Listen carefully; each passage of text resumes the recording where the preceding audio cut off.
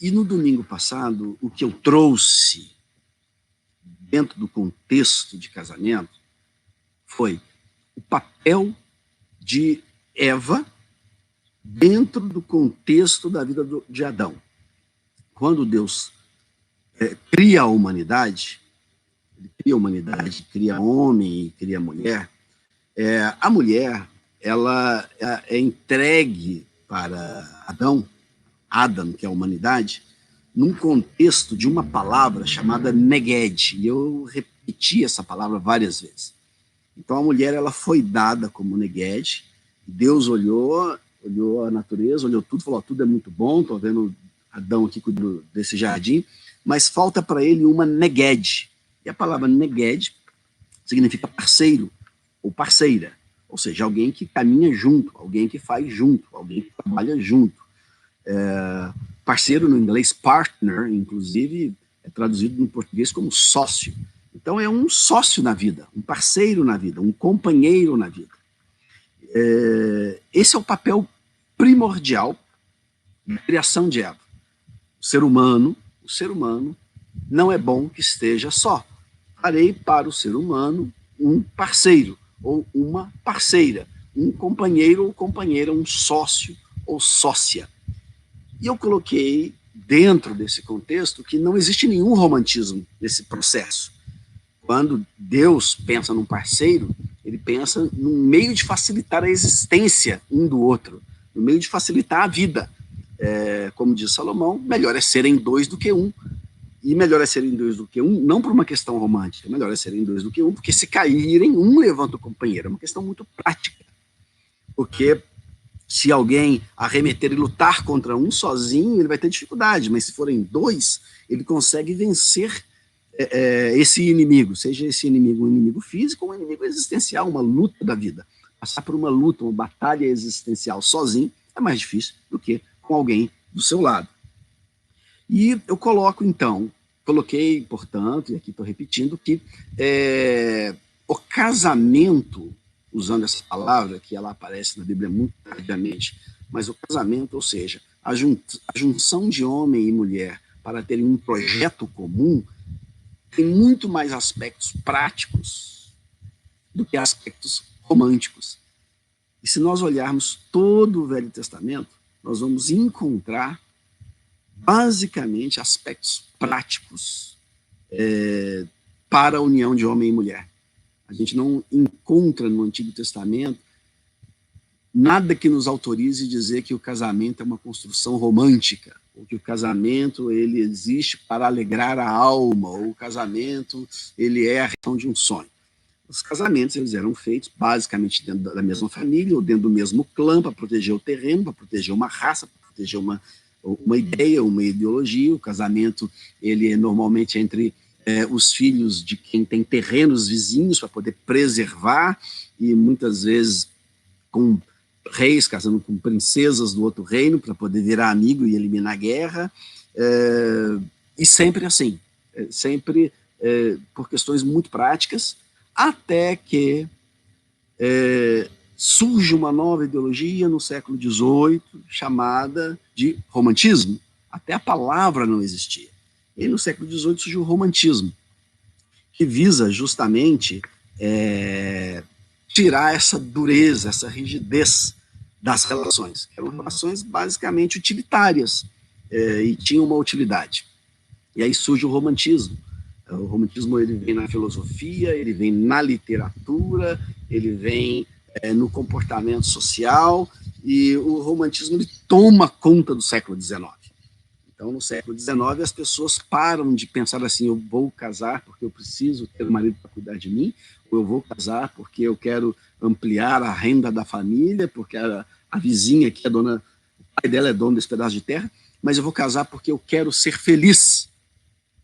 O casamento, a partir da ideologia romântica, vira uma meta para se atingir a felicidade. E nós trabalhamos todos os ônus e bônus das duas coisas. Nós passamos a chamar o que é pré-romantismo de amor clássico e o que é pós-romantismo de paixão romântica. Então, nós temos um paradigma pré-romantismo, onde no amor clássico as pessoas se entregam umas às outras, muito mais por um utilitarismo existencial, muito mais para tornar a vida mais fácil, fazer filhos e uma série de outras coisas. E no pós-romantismo, a gente tem as paixões românticas, onde não tem nada de praticidade, onde basicamente as pessoas se entregam às paixões por um sonho de querer ser feliz quando eu tiver aquela pessoa. E também tem seus ônus e seus bônus. Apesar de que nós discutimos que o romantismo ele acabou sendo muito mais maléfico, por incrível que pareça, do que benéfico para esse negócio chamado casamento. Porque além das dificuldades todas naturais da vida a dois, quando a sociedade compra a ideologia romântica e dizendo que ela tem que fazer parte do casamento, traz um peso muito extra para esse negócio chamado casamento. Então, de repente, nós passamos a acreditar no século XIX e XX que, além de todas as questões práticas do casamento, que é ter filhos, criar filhos, ter uma pessoa para compartilhar a vida, para compartilhar a velhice, para compartilhar os momentos de alegria e tristeza, e riqueza e pobreza, saúde e doença, ainda com esse parceiro ou parceira, eu tenho que ter um sexo extraordinário a vida toda, eu tenho que ter momentos de romantismo, e romantismo o tempo todo, eu tenho que ter aquela pessoa que a literatura chama de alma gêmea, então essa pessoa ela tem que encontrar em mim, só em mim, todos os atributos necessários para a felicidade dela, e eu só posso encontrar nela, nessa outra pessoa, para a minha felicidade, todos os atributos têm de estar nessa outra pessoa, e isso traz um peso, porque na prática as coisas nós sabemos que elas não são assim. E dentro dessa história da parceria, da Neguedes, a gente traz o peso do romantismo, que traz uma certa dificuldade. E aí eu falei do amor clássico, da paixão romântica, que é uma paixão idealizada, li sobre vários comentários sobre as duas coisas, e paramos nesse ponto, e a partir daqui a gente vai continuar e tentar continuar. Eu passeei muito pelo Antigo Testamento, e agora nós vamos passear pelo Novo Testamento. E não vai ser um exercício assim tão fácil, tão simples, mas nós temos que fazer isso daí. Tá? Pegar e dissecar no contexto bíblico o papel do casamento no Novo Testamento. Eu queria começar dizendo sobre a paixão romântica. A paixão romântica, ela de fato inexistia como uma necessidade conjugal até 3 séculos atrás. O romantismo, não com esta palavra, mas com outra palavra, ele surge na literatura mundial, especialmente europeia, aproximadamente na Idade Média. Na Idade Média surgem obras que nós podemos chamar de românticas, onde começam a surgir obras literárias que já influenciam a sociedade, falando de amores supostamente perfeitos e amores trágicos. Mas isso não era ainda uma ideologia. Com a literatura romântica do século XVIII, o ser humano abraça essa ideia muito bonita. Ela abraça essa ideia. E por que é que o ser humano abraça a ideia do romantismo, da paixão romântica? Importante dizer que a palavra paixão ela está muito próxima da palavra amor para os filósofos. Na filosofia grega, e eu tenho que falar de filosofia grega, porque Jesus ele surge num contexto 300 anos após a filosofia clássica, os escritos clássicos.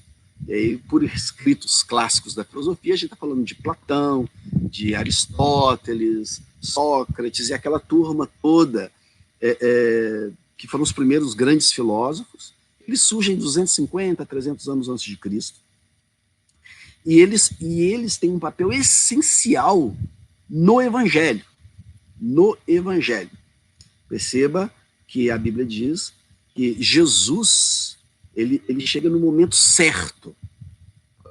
O próprio Evangelho diz, Jesus ele chega no momento ideal, no momento adequado. Tá? E eu diria que esse momento adequado diz respeito a uma série de coisas, inclusive ao fato de já ter existido a filosofia. Porque antes de Jesus, nos escritos veterotestamentários, a gente percebe que existia pouquíssima abstração nas falas dos profetas. Existia figura de linguagem, já existia uma linguagem poética, existiam comparações, mas nem tantas abstrações. Então, se a gente pega as leis de Moisés, elas dizem o que tem que ser. Elas são muito claras, muito específicas. Mas se você pega nas leis de Jesus, você percebe que há muita abstração. Ele fala por comparação e ele começa a falar de sentimentos abstratos, como o amor. O amor. Enquanto que Moisés fala, não pode matar, não pode roubar, não pode transar com a mulher do seu vizinho. São coisas práticas. Jesus ele cai numa abstração. Assim, tem que amar ao próximo. E aí ele fala duas coisas complicadas. Tem que amar, ok, vamos definir amor, o que é amor. E o próximo, vamos, ok, o que é o próximo? Vamos definir esse próximo aí. Então ele começa a trazer questões complexas. E as pessoas da sua época, e logo depois da sua época, e principalmente ali na Grécia, por onde o evangelho foi, as pessoas só conseguiam entender o que Jesus queria dizer justamente porque já existia a prática da filosofia. Já tinham se passado 300 anos em que o homem já tinha conseguido, por meio do seu telencéfalo altamente desenvolvido, começar a pensar em abstrações. O ser humano, ele não abstrai desde quando ele é ser humano.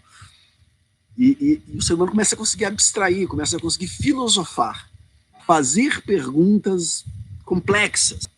Em determinado momento da história da humanidade, um ser humano lá atrás, ele falou assim, o que a gente está fazendo aqui mesmo, hein? Depois ali que a mulher dele está dormindo ali na caverna, e os filhotinhos todos dormindo, esse ser humano ele sai, ele olha assim para o céu, para as estrelas e fala, será que a gente está sozinho aqui? Será que tem um Deus? E claro, eu não estou falando de Adão, eu estou falando de forma muito mais ampla. Isso é uma abstração. Ou onde é que está esse Deus? Esse Deus, será que ele está lá naquela estrela, naquele sol, nessa grama, nessa árvore? Será que estamos sozinhos? Será que a vida ela tem algo mais além dessa existência física? Será que existem abstrações? Então, a abstração ela desenvolve a filosofia e ela desenvolve a espiritualidade, a religiosidade. Então, Jesus ele aparece nesse momento. Ele traz essa abstração que ela é extremamente importante, sofisticada, complicada. E eu ia falar do amor romântico. O amor romântico, ele tem um papel nisso tudo.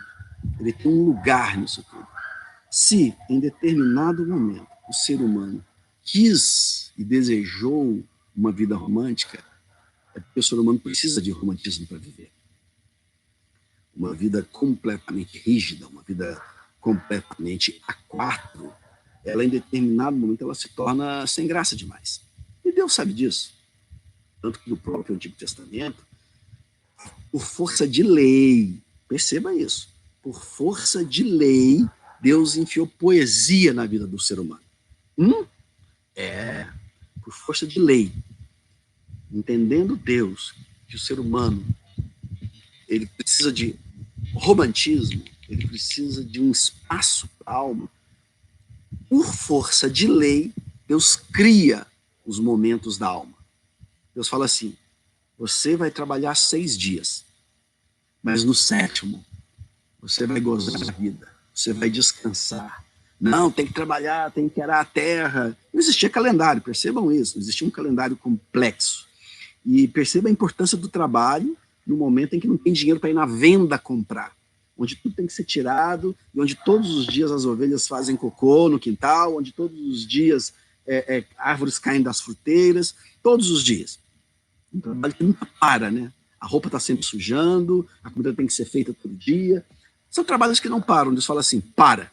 São 6 dias para trabalhar e no 7º é para descansar. Por quê? Para você ter um descanso, para você ter uma vida poética. Ah, será que vale a pena? Aí ele fala assim, já sei como é que eu faço. Eu meto medo nesse povo, eu crio uma lei e meto medo, que aí o povo descansa. Porque se você não descansar, é maldição, não vai cumprir a lei, eu vou matar seus bichos, vou acabar com tudo. Ai, meu Deus, então deixa eu descansar. E aí o pessoal começa a descansar. Deus sabe da necessidade do homem de ter descanso. Deus conhece a necessidade dessa máquina. Se ela trabalhar sem parar, ela vai pirar. Então Deus cria por força de lei o momento do descanso. O dia do descanso. As pessoas não tinham consciência dessa necessidade. Hoje qualquer terapeutazinha de qualquer esquina aí sabe que o ser humano precisa de descanso. Isso é da compreensão de todo mundo, mas não era da compreensão na antiguidade. Então, por força de lei, Deus cria o descanso. No momento de você não fazer nada, de você só ficar na rede, de você só ficar na abstração, só olhando os pássaros, curtindo a natureza, e a sua mãe não vem aqui, vai lavar a louça. Não, ao contrário, se for lavar, ela vai brigar. Não é, porque senão Deus vai ficar aborrecido, é para ficar na rede, curtindo a vida. Hoje é dia do descanso, é o dia do nada. Deus cria o dia do nada. E não para aí, não. Eu falo assim, além de uma vez por semana você não fazer nada, ficar no dia do descanso, e você dizer que está fazendo isso para Deus, e Deus está fazendo isso por você, não é para ele, que ele não precisa que você dê um dia para ele. Ele não tem essas vaidades, assim, ai meu Deus, como eu me sinto mais Deus agora que estão me dando um dia. Eu era tão triste antes de eu ter um dia, imagina. Não faz sentido. Deus não precisa de um dia para ele. Ai, a humanidade está me dando um dia agora, nossa, agora minha vaidade. Deus não fez isso por Deus. Deus fez isso por nós, é óbvio. É pra gente. Só que se ele contasse isso lá atrás, na nossa baixa abstração, a gente não ia entender. Então ele diz que é pra ele, põe medo, e aí o povo faz. Mas ele não para aí. Ele cria também as festas. Por lei. Tem que festar. Tem que ter momento de alegria. Tem que dançar. Ah, mas eu não quero por lei. Vai ter a festa das barracas, a festa das colheitas, a festa da Páscoa. 3 em 3 meses vai ter uma festa. Vai ficar uma semana sem fazer nada. Vai matar o boi, fazer churrascada, matar a ovelha, fazer churrascada, o pão, ninguém vai ter que colher nada. Nós vamos ter de 3 em 3 meses. Mas por que essa festa? É para mim. Ah, não, se é para o Senhor a gente faz. Mas não é necessariamente para Deus. Tem uma função religiosa, mas é Deus olhando para o homem e falando assim, se o homem só trabalhar, ele pira, ele enlouquece, não dá certo, não é mais um bicho. Tem que ter, então, um momento na semana de reflexão, que é o que a gente está fazendo aqui agora, reflexão, análise, oração. No Oriente, eles chamam isso de, como é que chama lá? Já até me esqueci, quando a pessoa fica só pensando, alguém... Como é que chama quando fica lá no Oriente só... o monge, ele faz o quê? Transcendental? Meditação. Então, lá no Oriente eles chamam isso de meditação, a gente já chama isso de oração, é mais ou menos a mesma coisa, são exercícios semelhantes, sendo que no caso da oração, você e Deus, no caso da meditação é mais você com você mesmo, né? Mas enfim, são momentos de acalmar. Deus sabe dessa necessidade, e Deus sabe da necessidade de festar. De festar. Festa das barracas, festa das colheitas, festa da Páscoa, 3 em 3 meses tem que matar o boi, tem que matar a ovelha, tem que ter dança. E essas festas do Antigo Testamento, meus irmãos, eram festas mesmo. Não era festa de mentira, não. É festa, festada. Festa de festa. E tanto que a ceia do Senhor, ela é a festa da Páscoa, né? Ela é uma analogia da festa da Páscoa. A própria Páscoa era uma grande festa, durava vários dias e as pessoas bebiam, comiam, se divertiam, as famílias se encontravam e, obviamente, existia toda uma reverência ao Senhor em determinado momento, o sacerdote coordenava tudo, mas as pessoas estavam de verdade num momento de alegria da alma. Alegria porque está vendo os irmãos, alegria porque está podendo matar um boi, alegria porque está lembrando que os antepassados foram libertos lá dos egípcios, alegria pelo Senhor. Isso tudo é uma vida romântica. Isso tudo faz parte do romantismo da vida. Ou seja, de olhar para a alegria da alma, para alimentar a alma com alegria, com coisas boas e etc. O homem tem essa carência, essa necessidade, Deus sabe disso.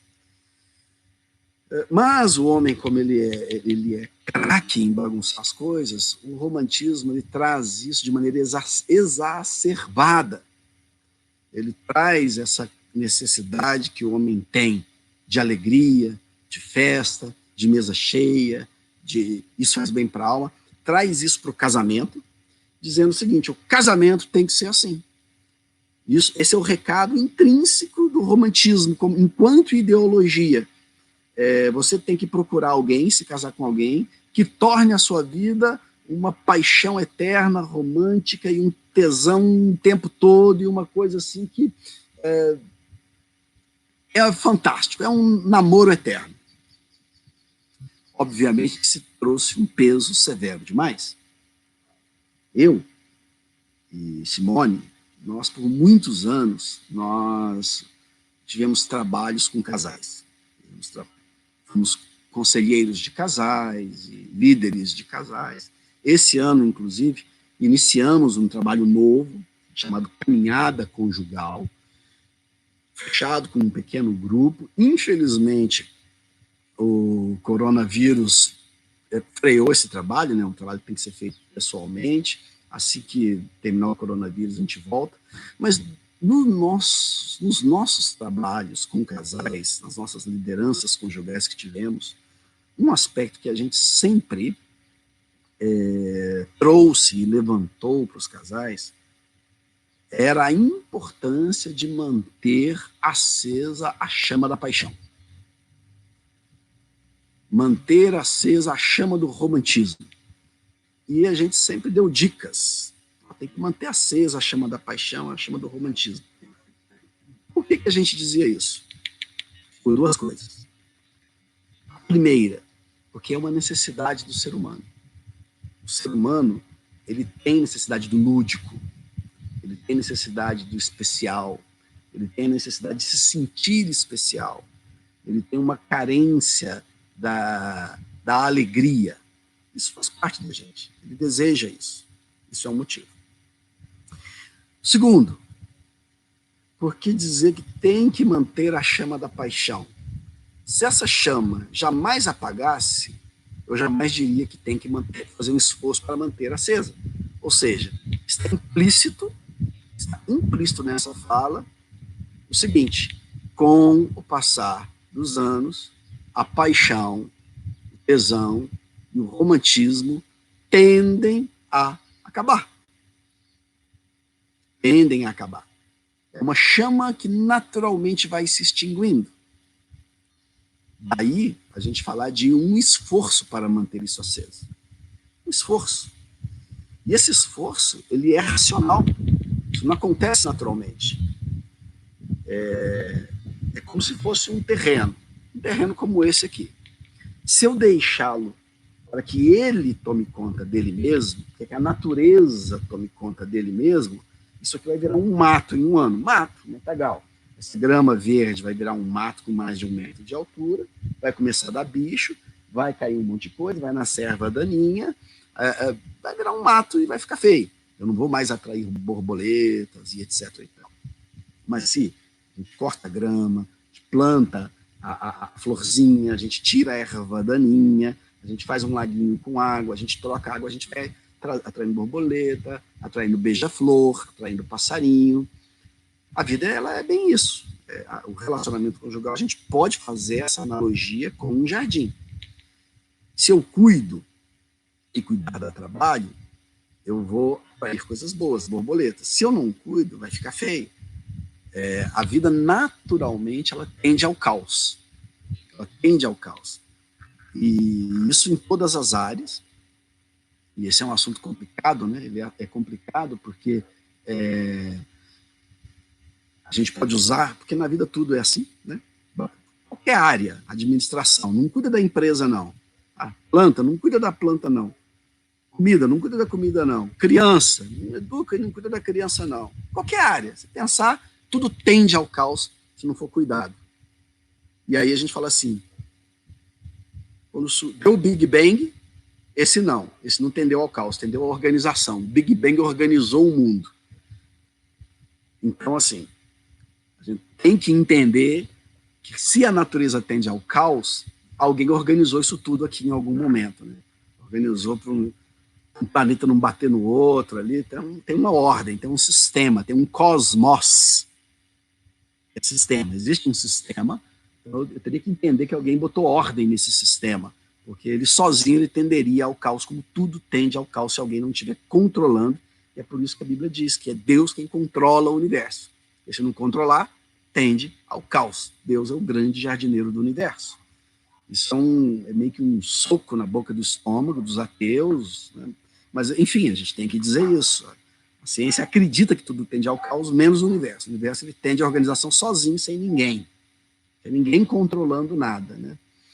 Mas eu mudei um pouco do assunto, aproveitei para dar uma espizinhadazinha nos ateus. É bobagem isso, não adianta não. Cada um acredita como quer acreditar. Mas o relacionamento conjugal, no que diz respeito ao romantismo, ele tende ao caos. Se nós não prestarmos atenção, não cuidarmos e não olharmos, ele vai tender ao caos. O romantismo ele vai acabar. Por quê? Porque ele naturalmente já vai acabar. E aí nós temos então uma parábola, eu vou colocar aqui assim, do amor clássico. E quando as pessoas se conhecem, elas não têm amor uma pelas outras, elas têm paixão. O amor clássico, ele vai no ascendente com o passar dos anos. Ele vai fazendo isso daqui. Ele vai subindo aqui. Agora, a paixão, quando você conhece, tem a paixão romântica, quando você conhece, gosta da pessoa, ela está alta a paixão. E ela tende a fazer isso aqui com o passar dos anos. Enquanto a paixão vai caindo, o amor vai subindo. Isso é com o passar de muitos anos. A palavra paixão, inclusive, em grego, ela é patos ou patos. Tá? Então, na escola do amor, nós temos o ágape, o eros, vamos começar pelo eros, o eros, o patos, o eros, o patos, e o ágape e a filia, ou filos, ou filós. A gente vai fazer uma divisão aqui, mais ou menos assim, tá? De que eros e patos, eles são mais próximos um do outro. E ágape e filo, eles são mais próximos um do outro. Vamos falar um pouquinho melhor sobre isso. Eros é a atração que eu tenho pela pessoa. Eu me atraio. Isso é um eros. Também dito, traduzido como desejo. É o desejo. O desejo é o eros, é o desejo carnal. A melhor tradução mesmo, tá?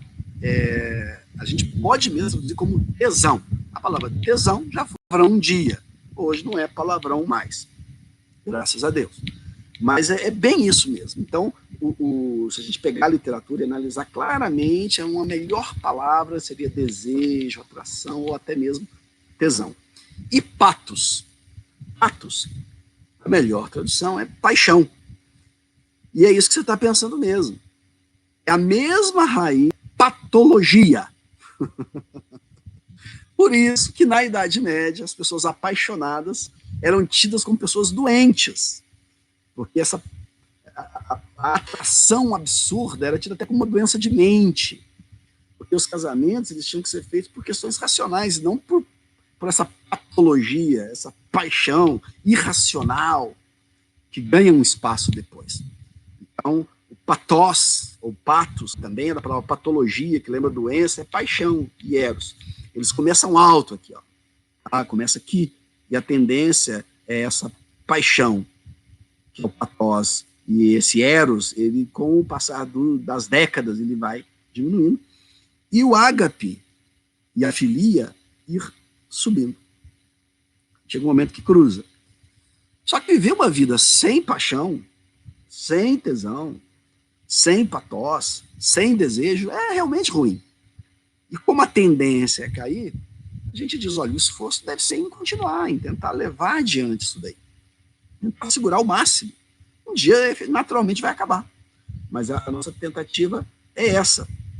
E já o ágape e a filia, a gente vai tendo a tendência de subir, né? de melhorar. Bom, vamos lá. A palavra ágape e filia. Ágape, alguns dizem que é o amor de Deus, o amor perfeito, tal, mas o amor ágape está mais vinculado à partilha, à solidariedade, à divisão, ao sacrifício, também dito como amor sacrificial, que pode ser dito partilha. Então, eu dividir o que eu tenho, o que é meu, é a partilha, eu não achar que nada é propriamente meu. E a filia está mais vinculada à amizade, a amizade um do outro. Perfeito? Vamos lá? Ok. Dentro desse contexto, então, desse contexto todo, de filia, ágape, pathos, eros, né? E dentro desse contexto da necessidade que a gente se coloca de manter o amor romântico aceso, porque ele vai ter a tendência natural de acabar.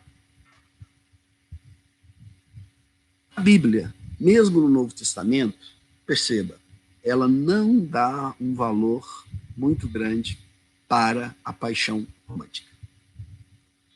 É difícil engolir isso. Perceba que eu não estou dizendo que nós não devemos valorizar muito importante. Eu prefiro uma vida romântica. Eu prefiro uma vida onde eu tente com... Hoje eu já brinco, ela já não briga mais, né? Eu falo, minha velhinha. Eu falo, Simone é minha velhinha. Há pouco tempo ela se irritava, né? Mas hoje eu já falo assim, essa é a velhinha mais gostosa da parada. Aí ela já fica feliz, né? Enfim, eu brinco, né? Claro que a Simone não é uma velhinha, nem eu. Portanto, a Bíblia, no Novo Testamento, ela não faz nenhum tipo de elogio e nem apologia à paixão romântica. Ao contrário, no Novo Testamento, a Bíblia reforça a necessidade do amor clássico. Do amor clássico, o amor que a gente vê principalmente no Antigo Testamento, que não está vinculado ao romantismo, mas que está vinculado a uma questão prática e uma questão sacrificial. Eu não vou dizer qual que é o texto que eu vou ler, porque não precisa. Quem já entende de Bíblia vai saber qual que é. Eu vou simplesmente ler e você vai entender o que é a definição de um amor clássico de acordo com o Novo Testamento. No paradigma neotestamentário do amor clássico. É o seguinte: quem ama é paciente e bondoso. Quem ama não é ciumento, nem orgulhoso, nem vaidoso. Quem ama não é grosseiro, nem egoísta. Não fica irritado, nem guarda mágoas. Quem ama não fica alegre quando o outro faz uma coisa errada, mas se alegra quando o outro faz o que é certo. Quem ama nunca desiste, porém suporta tudo, com fé, com esperança e com paciência. O amor é eterno. Veja que no Novo Testamento a descrição do amor, ela não faz uma descrição da paixão romântica, mas do amor como sendo algo sacrificial. E esse é o paradigma, essa é a relação que se espera entre as pessoas e entre os casais. Então, quando diz o amor é paciente, ou seja, a coisa não tem que ser necessariamente do jeito que eu quero, talvez não é do jeito que eu quero e eu tenho que ser paciente. O amor não é orgulhoso nem vaidoso, o amor não é grosseiro, o amor trata o outro bem. O amor, ele tem o quê? Paciência e tudo suporta. Se eu digo que tudo suporta, é porque a coisa normalmente, ou às vezes, não é do jeito que eu quero, do jeito que eu espero, mas eu suporto aquilo no outro. Isso são características do amor clássico. É o eu abrir mão para o outro não em nome de uma paixão romântica, mas em nome de algo muito concreto, em nome de uma relação e em nome de manter algo que está sendo construído juntos. Mais adiante, Paulo, ele começa a colocar em prática isso.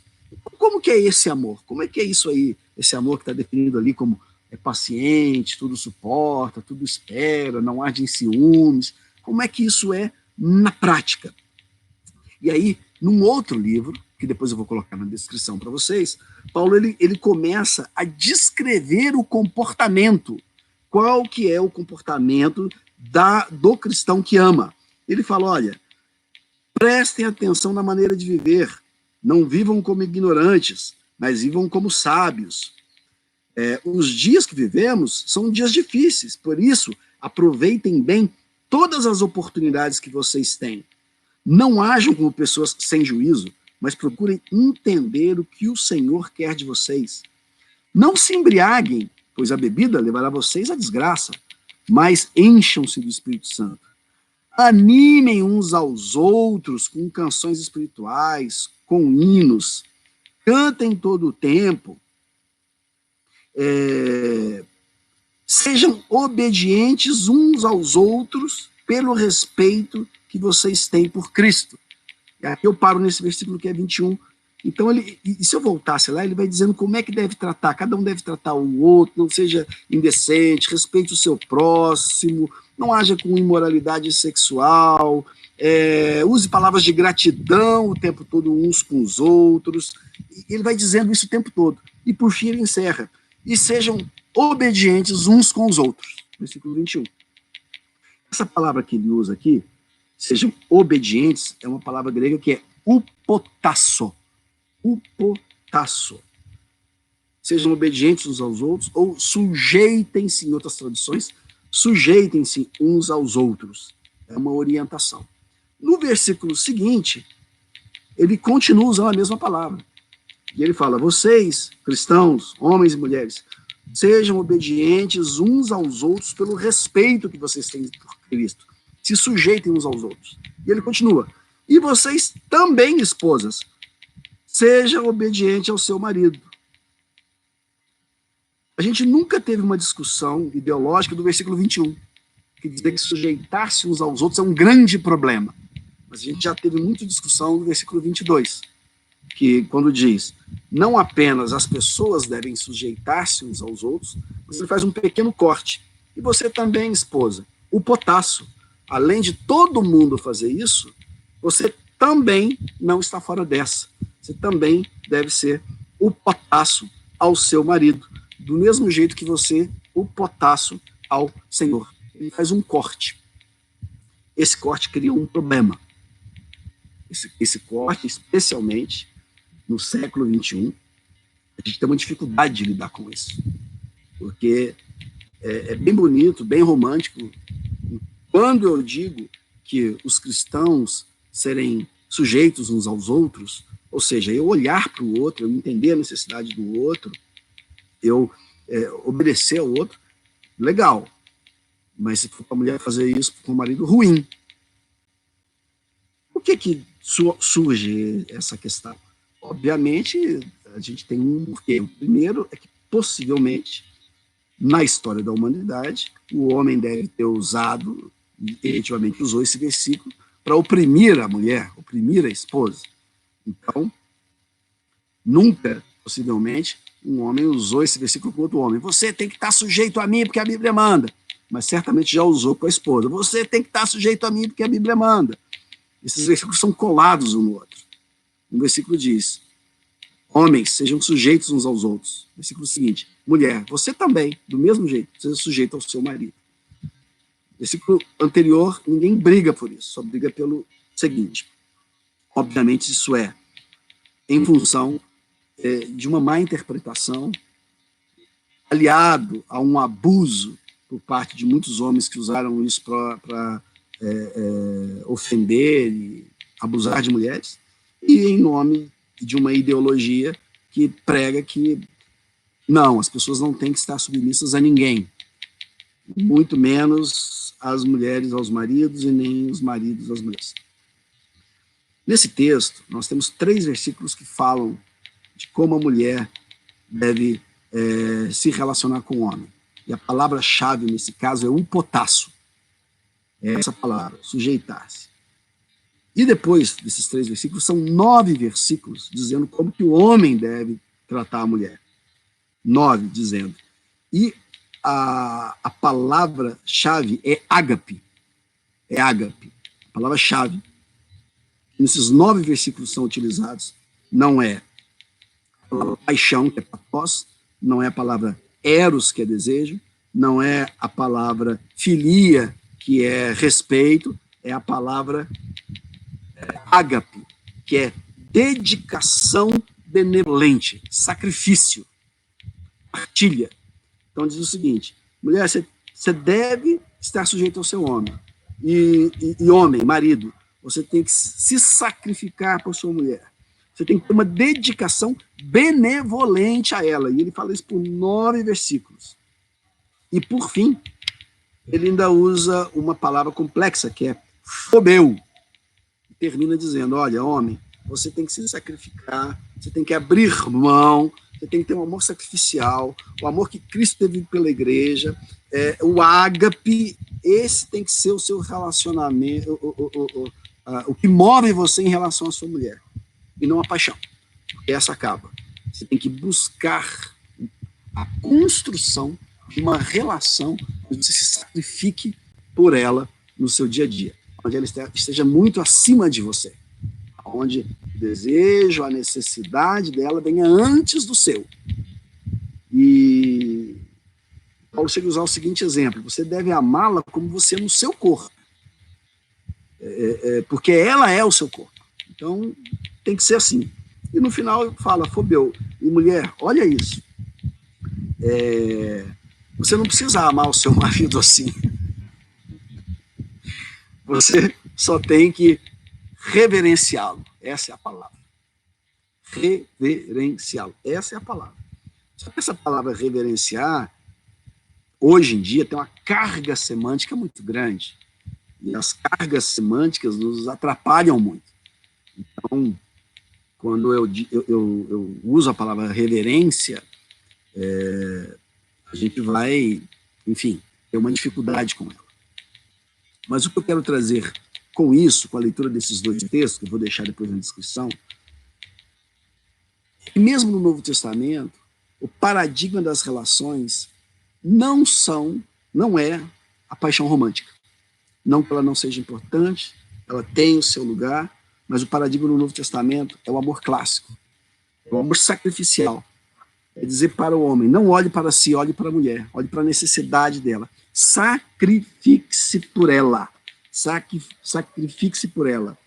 Partilhe tudo com ela. Isso é o que é dito como mandamento do Novo Testamento. A palavra que é usada é ágape. É exigido do homem que o homem ágape a mulher. Não é exigido que ele tenha paixão, não é exigido que ele tenha atração, não é exigido que ele tenha tesão. É exigido que ele abra mão de tudo para atendê-la. Muito mais complexo.